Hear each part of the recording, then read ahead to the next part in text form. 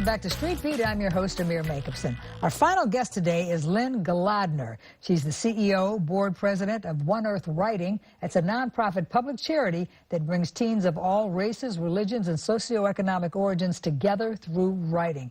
Thank you for coming. I'm really excited that you're here because writing is such an important thing, but it's kind of one of the creative things, you know, so people, have kind of funny attitudes.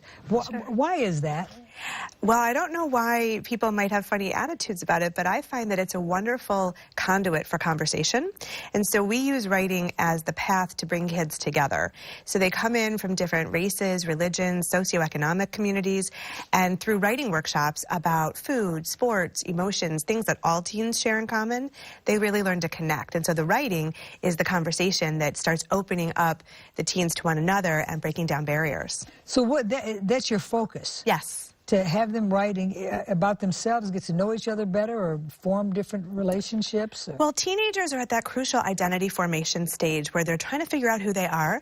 And we created One Earth Writing, I'm the founder of it, last year so that we could find a way to infuse the generation that's coming up with a sense of how much we all have in common, so that maybe we have future leaders that are open and accepting to people who are different from them. And so in our workshops, we use writing as the path toward conversation, and teens write about things that they all are interested in. So we do food writing, where they're tasting things and writing descriptively about it, or they write about sports and they see how many active verbs are employed in writing about sports. And so it's a wonderful writing exercise, but that's really secondary, because what it does is it levels the playing field for conversation, and teens who may not have known each other before, or look different, or believe differently, start to talk about something that they all are interested in, and then they realize, well, we have much more in common as people than we thought we did. Much more in common than not. So yes. Do you they read each other's works or discuss each other's work? They do, and the way that we teach writing is we always have poems and essays and stories by famous writers that are published that we use as a conversation piece, and so we'll read them and deconstruct it, and then they will take their hand at writing in our workshops, and then they will share what they've written, they'll critique one another, offer feedback, and really grow both in their writing and in their interpersonal relations. How do you get kids to come in? How do you get volunteers to come in? Sure. So we have programs in a couple of different ways. We go into schools and faith communities.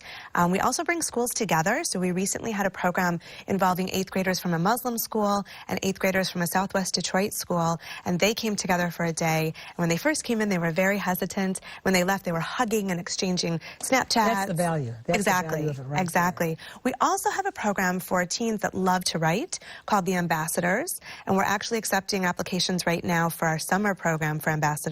And kids apply for that. They come together in a selected group of peers, and they meet daily for 10 days. And part of that is also leadership development training. Mm-hmm. And they co-facilitate some workshops for other teens as well. Now, how do you get people to help you?